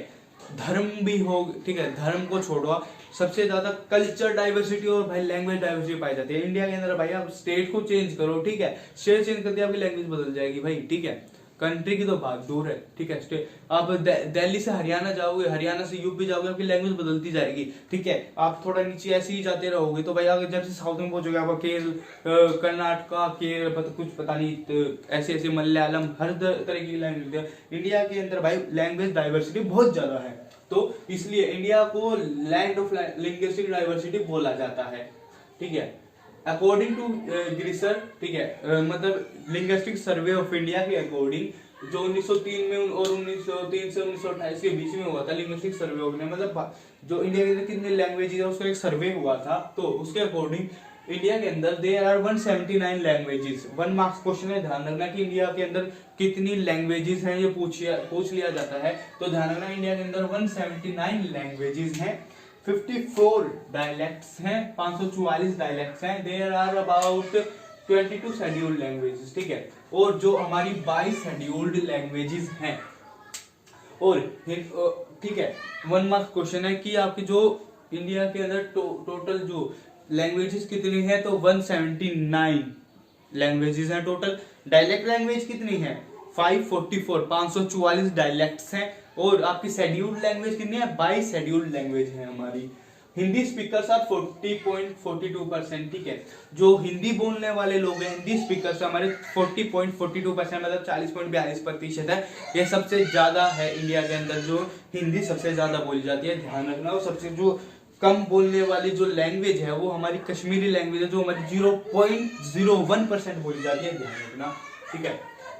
अगर आपसे पूछा जाए कि सबसे ज्यादा हाईएस्ट स्पीकिंग लैंग्वेज कौन सी है, तो आपको हिंदी बोलना है, और रेशियो में पूछा जाए तो 40.42% आप लिख सकते हैं, ठीक है। और आप अगर आपको सबसे कम स्मॉलेस्ट बोले जाने वाली लैंग्वेज पूछा जाए तो आप भाई कश्मीरी लैंग्वेज लिख सकते हैं, 0.01%, ठीक है। आपका ये लिखा हुआ 0.01%। लैंग्वेज फैमिलीज, अब आता है हमारी लैंग्वेज फैमिलीज। भाई ये क्वेश्चन आपका बहुत ज्यादा इंपॉर्टेंट है। आपकी टेबल आपकी बुक में चैप्टर 1 में टेबल 1.2 देख लेना खोल के, उसमें आपको पूरी एक टेबल बनाए रखी होगी, उसमें इस टेबल में से आपका एक क्वेश्चन पक्का आता है, आपसे हाईएस्ट पूछा जाएगा। पर वैसे सबसे ज्यादा भाई रिपीट होता है इसमें कि हाईएस्ट बोले जाने वाली इसमें लैंग्वेज कौन सी है, ठीक है, वो पूछा जाता है आपसे, ठीक है। लैंग्वेज फैमिलीज कौन सी हैं, major Indian language are belongs to 4 language families, जो मतलब जो बड़ी बड़ी मेजर जो लैंग्वेज फैमिलीज हैं इंडिया के अंदर, वो बिलोंग करती है 4 लैंग्वेज फैमिलीज से। कैसे, कौन कौन सी 4 लैंग्वेज फैमिलीज? पहली हमारी ओस्ट्रिक निषादा जिसको बोला जाता है, ओस्ट्रिक जो हमारी निषादा है, ओस्ट्रिक है, वो हमारी 1.38% बोली जाती है इंडिया के अंदर, ठीक है, खाली इंडिया के अंदर है, ये ध्यान रखना। द्रविड़ा, ठीक है, जो हमारे द्राविड़ा है, ठीक है, ये हमारी 20% बोली जाती है, ध्यान रखना, ठीक है, 20% द्रविड़ा बोली जाती है। और सिन्नो तिब्बतियन हमारी सबसे कम बोले जाने वाली भाषा है, ध्यान रखना। आपका ये भी पूछा जा सकता है कि सबसे ज्यादा कम बोले जाने वाली लैंग्वेज कौन सी है, तो सिनो तिब्बतियन आप एमसीक्यू में टिक कर सकते हैं 0.85। नहीं तो भाई ज्यादातर आपसे यही पूछा जाता है कि सबसे हाई, सबसे ज्यादा बोले जाने वाली, ठीक है, लार्ज जो बोले जाने वाली लैंग्वेज है वो कौन सी है आपकी, तो ध्यान रखना इंडो यूरोपियन या इंडो आर्यन भी आप इसको बोल सकते हैं, क्योंकि ये भाई 73% बोली जाती है, और ये आउटसाइड इंडिया भी बोली जाती है, जो इंडिया के आपके कुछ पड़ोसी कंट्रीज हैं उनमें भी बोली जाती है थोड़ी बहुत, ठीक है। तो ये सबसे ज्यादा बोली जाने वाली लैंग्वेज है आपकी इंडो आर्यन, ठीक है, इंडो आर्यन या इंडो यूरोपियन 73% बोली जाती है। आप टेबल 1.2 खोल के चेक कर सकते हैं, आपकी बुक में दिया हुआ है पूरा। रिलीजियस कंपोजिशन, ठीक है, रिलीजियस कंपोजिशन धर्म के आधार पर, ठीक है, भाषा के आधार पर हो चुका है, अब आता है धर्म के आधार पर कैसे कंपोजिशन किया जाता है।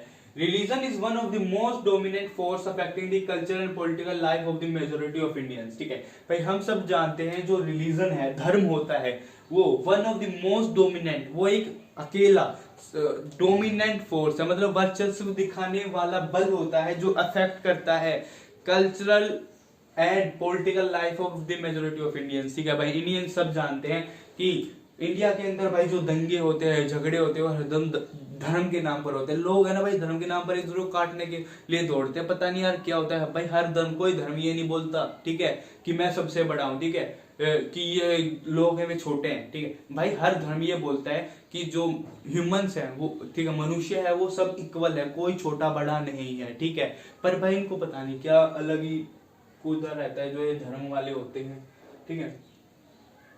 Political life of the majority of Indians, ठीक है।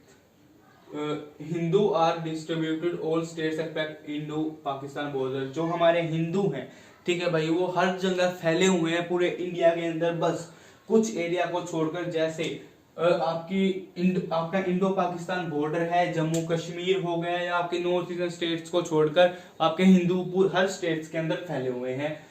पाकिस्तान आपका Muslims are concentrated in Jammu and Kashmir, West Bengal, Kerala, UP, Delhi. और जो आपके मुस्लिम्स हैं, ठीक है, जो मुस्लिम पीपल्स हैं वो आपके सबसे ज्यादा पाए जाते हैं जम्मू कश्मीर हो गया, वेस्ट बंगाल, केरला, यूपी, दिल्ली, इन स्टेट्स के अंदर आपके मुस्लिम्स पाए जाते हैं। और जो आपकी क्रिश्चियन पॉपुलेशन है वो आपकी जो पाई जाती है भाई, क्रिश्चियन पॉपुलेशन ध्यान रखना बहुत ज्यादा कुछ स्टेट्स में पाई जाती है। जो आपकी वेस्टर्न कोस्ट पे नॉर्थ ईस्टर्न स्टेट्स हैं वहां पर आपकी क्रिश्चियन पॉपुलेशन पाई जाती है। आप इसका एग्जांपल सीधा सीधा ले सकते हैं गोवा, ठीक है।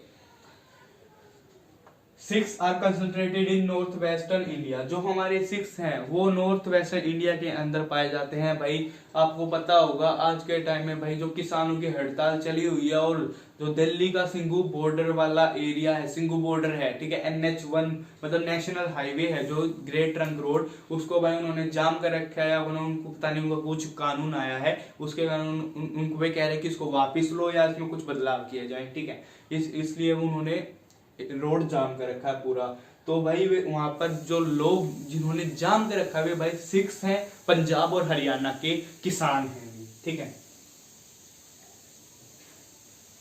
सिक्स, ठीक है, Punjab and Haryana. Jain Buddhist are considering. जो हमारे जैन हैं और बुद्धिस्ट हैं वे हमारे पाए जाते हैं राजस्थान, महाराष्ट्र, कर्नाटका वाले इलाके में। जो ट्राइब्स आर लोकेटेड, और जो हमारी ट्राइब्स है वो पाई जाती है हमारी north eastern India, north east India के अंदर। और हिंदूज हैं इंडिया के अंदर भाई, हिंदूज हैं जो 80.5% है, मतलब 80.5% हिंदू पाए जाते हैं भारत के अंदर। मुस्लिम है जो वो 13.55% पाए जाते हैं। और जो क्रिश्चियंस हैं वो 2.3% पाए जाते हैं। और जो सिख है मतलब पंजाबी जिनको बोला जाता है वो 1.9% पाए जाते हैं। और जो आपके बुद्धिस्ट हैं वो आपके 0.95% पाए जाते हैं। और जो जैन्स आपके 0.45% पाए जाते हैं। और बाकी के जो 0.6% बचता है वो आपके अदर्स कैटेगरी हो जाती है, ठीक है। तो भाई सबसे ज्यादा इंडिया के अंदर कौन सी पॉपुलेशन पाई जाती है? हिंदू पॉपुलेशन सबसे लो, आप जैन को लगा सकते हैं, ठीक है। और भाई अदर्स तो 0.6 में उनका तो वो पता नहीं छोटे छोटे हैं वे,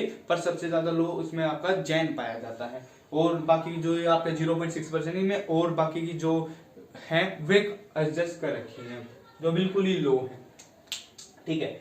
रिलीजियस कंपोजिशन भी हमारा भाई अब कंप्लीट हो जाता है। भाई हमारे चैप्टर के अब कुछ 2-3 पॉइंट ही बचे हैं, उसके बाद हमारे जो चैप्टर की थ्योरी है वो कंप्लीट हो जाएगी। कंप्लीट थ्योरी कंप्लीट करने के बाद हम कर लेंगे अपना जो क्वेश्चन इंपॉर्टेंट क्वेश्चंस होते हैं, इंपॉर्टेंट क्वेश्चंस कर लेंगे 1 मार्क्स 2 मार्क्स 3 मार्क्स 4 मार्क्स और जो 6 मार्क्स के क्वेश्चंस होते हैं। उसके बाद हम भाई अपना जो मैप वर्क है वो देख लेंगे, एक बार इमेज के क्वेश्चन होंगे वे भी देख लेंगे, ठीक है। चलो भाई अपने चैप्टर को जल्दी से कंप्लीट करते हैं थ्योरी को। कंपोजिशन ऑफ वर्किंग पॉपुलेशन, ठीक है, मतलब जो वर्किंग पॉपुलेशन है उसको कैसे किया गया है। कंपोजिशन वर्किंग पॉपुलेशन मतलब जो जनसंख्या, मतलब जो लोग काम करते हैं, अब उनके बारे में बात करेंगे, ठीक है। मेन वर्कर्स और मार्जिनल वर्कर्स में पहले डिफरेंस जान लो। 2 मार्क्स में आ सकता है कि difference between marginal workers and main workers, ठीक है।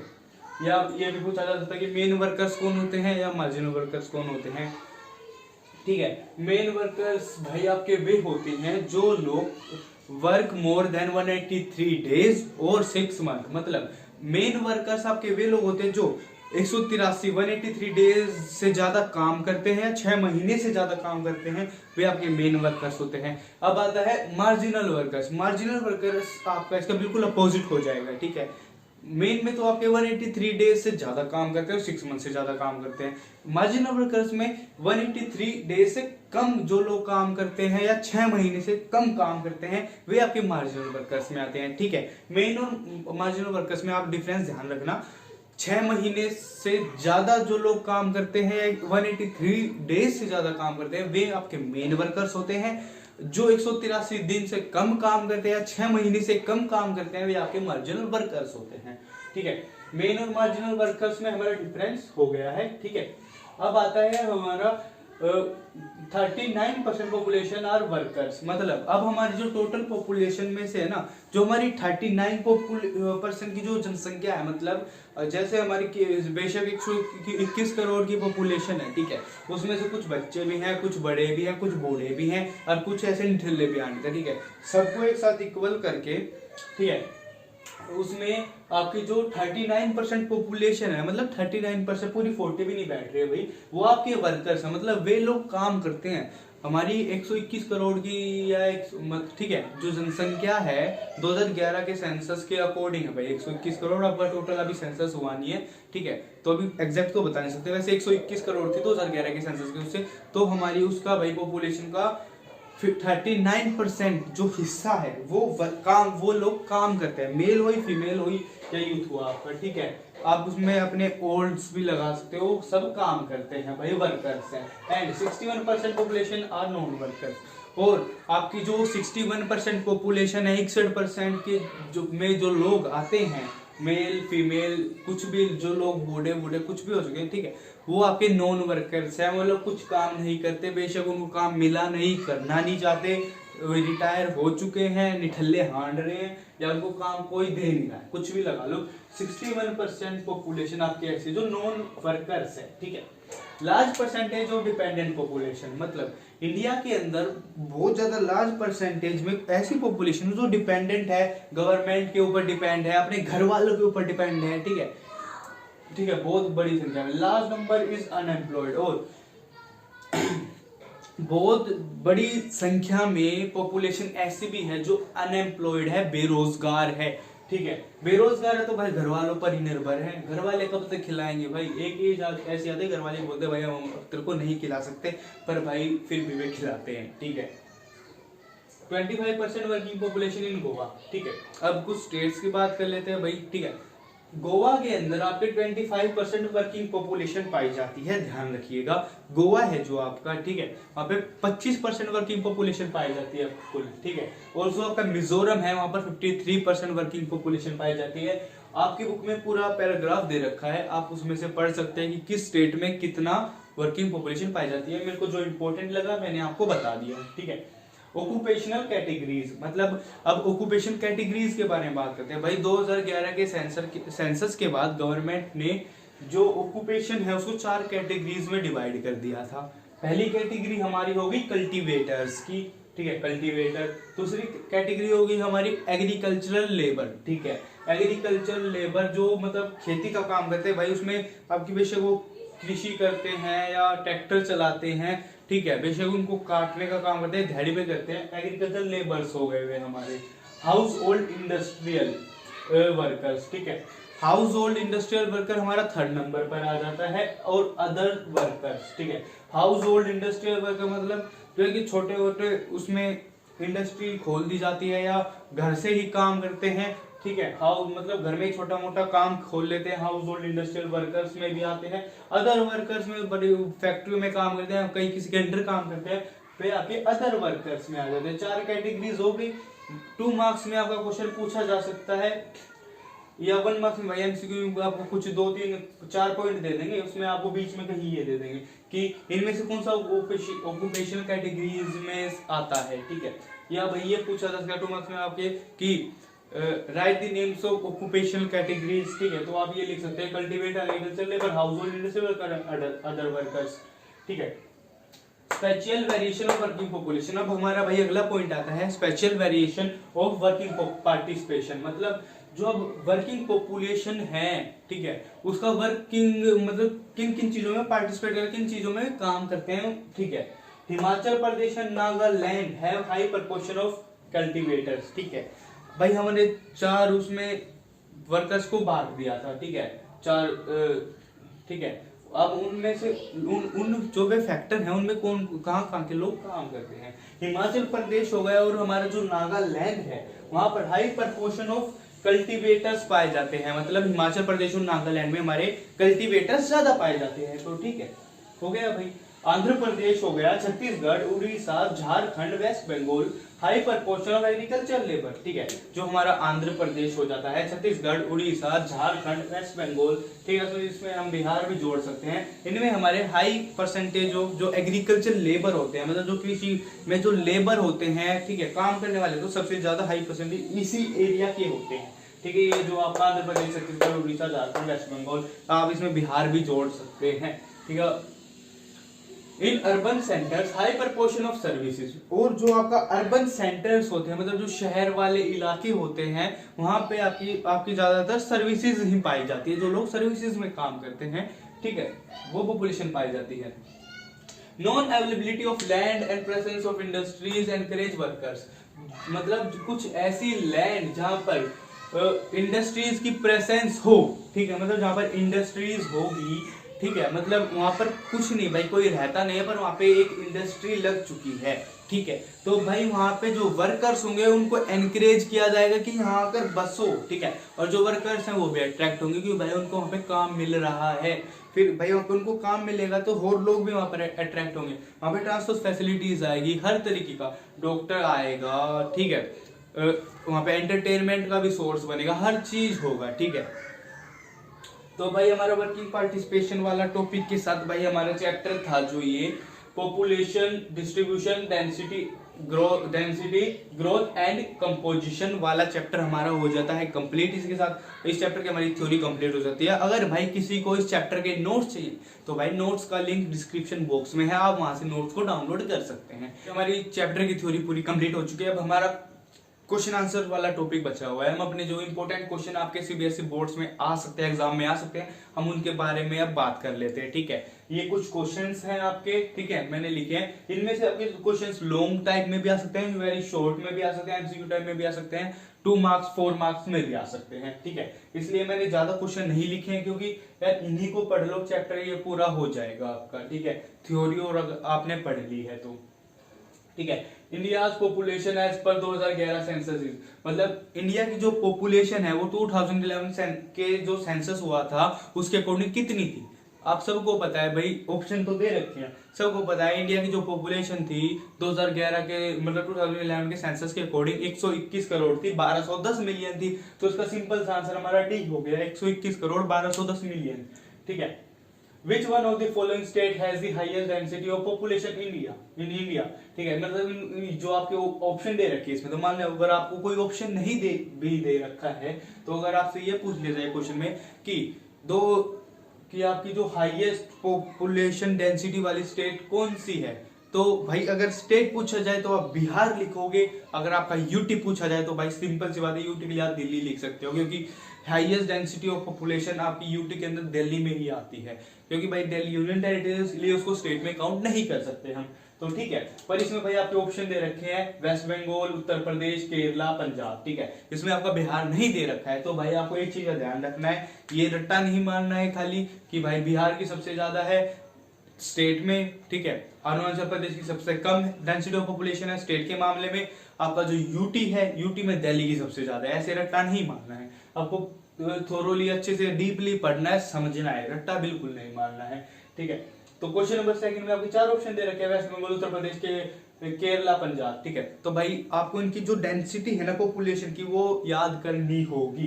तो जैसे यहाँ पे वेस्ट बंगाल की 1029, ठीक है, 1029, उत्तर प्रदेश की 828 हो गई, केरला 859 हो गई, पंजाब की भी आपकी ऐसी ही है कुछ। तो आपका इसका आंसर भाई सिंपल सा है वेस्ट बंगाल, क्योंकि इन चारों में से सबसे ज्यादा डेंसिटी ऑफ पॉपुलेशन आपकी वेस्ट बंगाल की ही है। ठीक है, Which of the following, अब हमारा क्वेश्चन थर्ड आता है, Which of the following has the highest proportion of urban population according to 2011 census? वैसे सॉरी, थर्ड क्वेश्चन को बाद में करते हैं, मैं सेकंड क्वेश्चन का आपको एक बार और बता देता हूँ कि आपसे जैसे इसमें पूछ रखा हाईएस्ट डेंसिटी ऑफ पॉपुलेशन वाली स्टेट कौन सी है, तो आप खाली डायरेक्ट पूछा जाए तो आप बिहार लिख सकते हो। अगर आपसे इसका उल्टा पूछा जाए कि high lowest density of population वाली आपकी स्टेट कौन सी है, तो भाई ये ध्यान रखना, आपका जो ये वाला क्वेश्चन है 2020, 2018, 2019 और 2014-15 में बहुत बार रिपीट हो चुका है आपका क्वेश्चन। ठीक है, 1 मार्क्स में भी रिपीट हो चुका है, मैं तो एमसीक्यू में बता रहा हूँ आपका 2020 के एग्जाम में आया था ये क्वेश्चन। ठीक है, इसलिए इंपॉर्टेंट क्वेश्चन है, ध्यान रखना, आपका हाईएस्ट आएगा तो बिहार आएगा, लोएस्ट आएगा तो भाई सीधी सी बात है अरुणाचल प्रदेश। सबको पता है अरुणाचल प्रदेश की जो डेंसिटी ऑफ पॉपुलेशन है 17 लोग पर स्क्वायर किलोमीटर के एरिया में रहते हैं, ठीक है। तो अब हम थर्ड क्वेश्चन पे आते हैं, which of the following has the highest proportion of urban population according to 2011 census. मतलब इन जो हमारे चार ऑप्शन दे रखे हैं, इन ऑप्शनों में से कौन सी ऐसी स्टेट है जिसके अंदर high proportion of urban population पाई जाती है। ध्यान रखना, पॉपुलेशन नहीं पूछा है इसमें, डेंसिटी नहीं, हाई प्रोपोर्शन अर्बन पॉपुलेशन, मतलब जो शहर वाली जनसंख्या अर्बन पॉपुलेशन है किस स्टेट में सबसे ज्यादा पाई जाती है, ठीक है। तो भाई सबको पता है महाराष्ट्र को वो बोला जाता है कि महाराष्ट्र ज्यादा डेवलप है, दिल्ली को भी बोला जाता है, पर भाई सबसे ज्यादा जो अर्बन पॉपुलेशन है ना महाराष्ट्र में भी नहीं पाई जाती है, ना ही दिल्ली में पाई जाती है। पर इसमें आपका भाई ने ही दिल्ली दे रखा है, खाली महाराष्ट्र दे रखा है। तमिलनाडु भी आपका ज्यादा अर्बन पॉपुलेशन नहीं पाई जाती, केरला के अंदर भी नहीं पाई जाती, महाराष्ट्र तो भाई हमारा हो ही गया, नहीं पाई जाती सबसे ज्यादा। तो भाई हमारे क्या बचा, गोवा। तो ध्यान रखना जो सबसे ज्यादा हाई अर्बन पॉपुलेशन पाई जाती है हमारी गोवा के अंदर पाई जाती है, क्योंकि भाई गोवा के अंदर हमारे टूरिस्ट भी आते हैं वहीं, क्योंकि ठीक है अर्बन पॉपुलेशन सबसे ज्यादा हमारी गोवा के अंदर पाई जाती है। बिना कोई बकवास करता नहीं हूं मैं, ठीक है। तो ये बता रहा हूँ, सिंपल सा बात है, गोवा के अंदर सबसे ज्यादा high percentage of urban population पाई जाती है। गोवा फर्स्ट नंबर पर आता है अर्बन पॉपुलेशन पे और महाराष्ट्र सेकंड नंबर पर आता है, ठीक है। अब आता है भाई हमारा फोर्थ क्वेश्चन, ठीक है। और वैसे ही एक बार सॉरी फोर्थ क्वेश्चन को छोड़ते हैं, पहले थर्ड की बारे में बात करें। जैसे ही आपके हाईएस्ट अर्बन पॉपुलेशन वाला पूछा गया है, तो अगर आपसे ये पूछा जाए कि सबसे ज्यादा रूरल पॉपुलेशन किस स्टेट में पाई जाती है, तो आपका ध्यान रखना इसका भी आपका बिहार ही आएगा भाई, ठीक है। ठीक है, इसमें बिहार आप लिख सकते हैं अगर आपसे ये पूछा जाए कि सबसे ज्यादा हाईएस्ट रूरल पॉपुलेशन किस स्टेट के अंदर पाई जाती है। और रूरल पॉपुलेशन में दूसरे नंबर पर आपका सिक्किम आता है, ठीक है। Which one of the following is the largest linguistic group of India? Question number 4 हमारा, इन मतलब जो हमारे चार ऑप्शन दे रखे हैं, आप हमने भाई थोड़ी देर पहले पढ़ा था कि इनमें से कौन सा जो largest linguistic group of India, मतलब इन जो चार हमने लैंग्वेज के बारे में पढ़ा था कि इन ग्रुप्स में से सबसे ज्यादा बोले जाने वाली लैंग्वेज कौन सी है। दो बात ध्यान रखना, या तो आपसे सिंपल ये पूछा जाएगा क्वेश्चन में, और आपका ये क्वेश्चन बहुत बार रिपीट हो चुका है, 2020 में भी आया था ये क्वेश्चन वैसे आपका, कि सबसे ज्यादा बोले जाने वाली, चांसेस तो इसी क्वेश्चन के कि सबसे ज्यादा बोले जाने वाली आपकी लिंग्विस्टिक लैंग्वेज है कौन सी, ठीक है। पर आपसे भाई मान लो क्वेश्चन को घुमाना हो तो ये भी पूछा सके सबसे कम बोले जाने वाली आपकी लिंग्विस्टिक लैंग्वेज कौन सी है। तो ध्यान रखना सबसे ज्यादा बोले जाने वाली आपकी जो लिंग्विस्टिक लैंग्वेज है वो आपकी इंडो आर्यन है, ठीक है। आपका सिनो तिब्बतियन भी सबसे ठीक है ज्यादा नहीं बोली जाती, इंडो आर्यन आपका सबसे ज्यादा बोली जाती है, तो आपका आंसर होगा इसका बी, ठीक है। ऑस्ट्रिक भी नहीं बोली जाती, द्रविडियन भी नहीं बोली जाती है, ठीक है। अब आता है हमारा question number 5, which factor are responsible for uneven distribution of population, ठीक है। अब भाई आपसे हमने पढ़ा था कि कौन कौन से फैक्टर रिस्पॉन्सिबल है अनइवन डिस्ट्रीब्यूशन ऑफ पॉपुलेशन के लिए, ठीक है। मतलब जो हमारे इंडिया के अंदर जो पॉपुलेशन अनइवनली डिस्ट्रीब्यूट हुई है हर स्टेट में, मतलब जिस स्टेट का एरिया कम है वहां पर पॉपुलेशन ज्यादा है, जिसका एरिया बड़ा है वहां पर पॉपुलेशन कम है। तो अनइवनली डिस्ट्रीब्यूट होने के कारण क्या है, कौन कौन से फैक्टर है, कौन कौन से रीजन है। तो भाई इसके हमने फैक्टर्स पढ़े थे 3, फिजिकल फैक्टर, ठीक है, हिस्टोरिकल फैक्टर, और एक फैक्टर और था हमारा फिजिकल, हिस्टोरिकल और कल्चरल फैक्टर, ठीक है। 3 फैक्टर पढ़े थे, आप अच्छे से इनको अगर आपने ध्यान नहीं दिया तो भाई अपनी बुक से पढ़ लेना, वैसे मैंने बता रखा है क्या क्या फैक्टर थे वे आपके, ठीक है। अब आता है हमारा question number 6, what is growth of population. अब आता है भाई हमारा क्वेश्चन नंबर 6, मतलब इसमें यहाँ पे 2 मार्क्स हो सकता है, 4 मार्क्स भी हो सकता है भाई, कुछ और 6 मार्क्स भी हो सकता है। आपसे खाली पूछा जाए ग्रोथ ऑफ पॉपुलेशन, तो ग्रोथ ऑफ पॉपुलेशन के बारे में लिख दो, ठीक है। थोड़ा वैसे पूछा जाए कि ग्रोथ ऑफ पॉपुलेशन टाइप्स क्या होते हैं, 2 टाइप्स, इंड्यूस्ड और नेचुरल ग्रोथ, ठीक है। अगर भाई 6 नंबर में आ जाता है क्वेश्चन, ठीक है, तो वैसे ज्यादा तो अगर इसमें आपका स्टेजेस ही पूछा जाता है 4 नंबर में कमेंट करने के लिए। सबसे ज्यादा इंपॉर्टेंट आपकी स्टेज 4 होती है, वैसे आप सारी स्टेजों को याद कर सकते हैं, स्टेज 1 2 3 4, क्योंकि सारे इंपॉर्टेंट है आपके लिए, ठीक है। टाइम पीरियड के साथ याद करना है आपको। क्वेश्चन नंबर 7 भाई, विच चैलेंजेस फेस्ड बाय एडोलसेंस। कौन कौन से, आपका ये क्वेश्चन ज्यादा नहीं 2 मार्क्स में ही आएगा कि कौन कौन से चैलेंजेस फेस किए जाते हैं एडोलसेंस के द्वारा, ठीक है। तो भाई हमने चैलेंजेस फेस बाय एडोलसेंस पढ़ा था थोड़ी देर पहले, ठीक है। तो आप उसमें उसके 4-5 पॉइंट लिख सकते हैं, आपका 2 नंबर का क्वेश्चन हो जाएगा, ठीक है, एक्सप्लेन करने की जरूरत नहीं है इसमें अगर 2 नंबर में है तो। What is the rural urban composition, ठीक है भैया। क्वेश्चन नंबर 8 आता है कि रूरल अर्बन कंपोजिशन है क्या, ठीक है, मतलब जो रूरल अर्बन कंपोजिशन है उसको आप कैसे डिफाइन करेंगे, ठीक है। तो भाई उसके बारे में हमने पढ़ा था, तो आप लिख सकते हैं देखकर, इंपॉर्टेंट है आपके लिए। अब आता है भाई क्वेश्चन नंबर 9। अब हमने पढ़ा था वर्कर्स के बारे में, तो भाई आपका क्वेश्चन ये आ सकता है कि different what is main workers and marginal workers, या आपसे खाली ये भी पूछा जा सकता है कि डिफरेंशिएट कीजिए कि मेन वर्कर्स कौन होते हैं और मार्जिनल वर्कर्स कौन होते हैं। भाई हम सबको पता है मेन वर्कर्स हमारे वो होते हैं जो 183 डेज से ज्यादा काम करते हैं या 6 महीने से ज्यादा काम करते हैं, हमारे मेन वर्कर्स हो जाते हैं। मार्जिनल वर्कर्स हमारे वो होते हैं जो 183 दिन से कम काम करते हैं या 6 महीने से कम काम करते हैं, हमारे मार्जिनल वर्कर्स होते हैं, ठीक है। तो भाई ध्यान रखना 1 मार्क्स में 2 मार्क्स में ही पूछा जाए, 2 मार्क्स में पूछा जाएगा ये क्वेश्चन, ज्यादा नहीं पूछा जाएगा, ठीक है। अब आता है हमारा 10th क्वेश्चन भाई, मैप वाला क्वेश्चन, ठीक है। सबसे ज्यादा इंपॉर्टेंट क्वेश्चन है इस बुक वाले चैप्टर में से। आपका मैप में से एक पॉइंट जरूर पूछा जाता है, हर बार पूछा जाता है भाई, ध्यान रखना, ठीक है। कि जो आपको मैप पे डेंसिटी है जो पॉपुलेशन की वो शो करनी होगी, ठीक है। आपसे ये पूछा जाएगा कि उस एरिया को शो कीजिए जिसमें डैश डेंसिटी ऑफ पॉपुलेशन पाई जाती है, मतलब ठीक है। जैसे मैंने इसमें दे रखा है ए कि आपको ऐसा एरिया शो करना है जिसके अंदर अबोव 1201 से ज्यादा की जो डेंसिटी ऑफ पॉपुलेशन पाई जाती है। तो इसके अंदर आप कौन कौन सा एरिया शो करोगे, ठीक है भाई। 1201 से जो सबसे ज्यादा जो डेंसिटी ऑफ पॉपुलेशन पाई जाती है तो आपका भाई यूटी है वो दिल्ली, ठीक है। उसके थोड़ा बहुत आसपास का एरिया आप कर सकते हो, ठीक है। अब आता है अबोव, ठीक है, बी में आता है आपका 801 से 1200 के बीच की जो डेंसिटी ऑफ पॉपुलेशन वाले एरिया आपके है कौन से, ठीक है। मैप में भाई आपको मैप में शो करना होगा, ठीक है। पहले अगर आपसे ठीक है, इनमें से आप कुछ भी पूछा जा सकता है, ध्यान रखना। सबसे ज्यादा इंपॉर्टेंट तो भाई यही है, दूसरे नंबर पर ज्यादा इंपॉर्टेंट ये है, ये वाला सी वाला आपका ज्यादा नहीं पूछा जाता है, वैसे फिर भी आप ध्यान दे लेना इस पर, ठीक है। 801 से 1200 के जो डेंसिटी ऑफ पॉपुलेशन वाले एरिया भी आपके है कौन से, तो भाई सिंपल सी बात है, जो आपकी यमुना बेल्ट है, ठीक, मतलब ठीक है, यमुना जमुना बेल्ट है उसको बोला जाता है, ठीक है। आपका जो यूपी होता है, बिहार होता है, ठीक है, वेस्ट बंगाल वाला एरिया हो जाता है, उसको उसमें अब भाई 800 से 1200 के बीच की डेंसिटी ऑफ पॉपुलेशन वाले एरिया होते हैं आपके। अब भाई 401 से 800 के बीच की डेंसिटी ऑफ पॉपुलेशन वाले एरिया आपके कौन से हैं, तो भाई आपके वे एरिया हो जाते हैं गुजरात, राजस्थान, महाराष्ट्र, मध्य प्रदेश, ठीक है, छत्तीसगढ़, आपका थोड़ा उसमें कर्नाटका भी आ जाता है, ठीक है।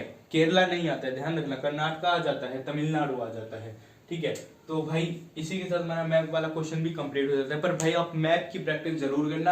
अगर भाई आपको मैप, अगर आपको पूरी बुक एक बुक में से खाली मैप के ऊपर वीडियो चाहिए तो आप भाई कमेंट कर सकते हैं या हमें डायरेक्ट इंस्टाग्राम पर भी मैसेज कर सकते हैं, ठीक है। इंस्टाग्राम आईडी का लिंक डिस्क्रिप्शन बॉक्स में डाल रखा है, आप वहां से हमें डायरेक्ट इंस्टाग्राम पर मैसेज कर सकते हैं, आप कमेंट भी कर सकते हैं अगर आप चाहें तो भाई, ठीक है। अगर भाई वीडियो अच्छी लगी हो तो वीडियो को लाइक कर देना, और आप चाहें तो चैनल को भी सब्सक्राइब कर सकते हैं अगर आपको हमारी वीडियो पसंद आई है। अगर और आप हमारी और वीडियो देखना चाहते हैं, जो हम वीडियो डालेंगे आपको उसकी नोटिफिकेशन भी चाहिए, तो आप भाई चैनल को सब्सक्राइब कर सकते हैं, ठीक है। वीडियो अच्छी लगी तो भाई वीडियो को लाइक कर देना, और वीडियो देखने के लिए भाई बहुत बहुत शुक्रिया, धन्यवाद।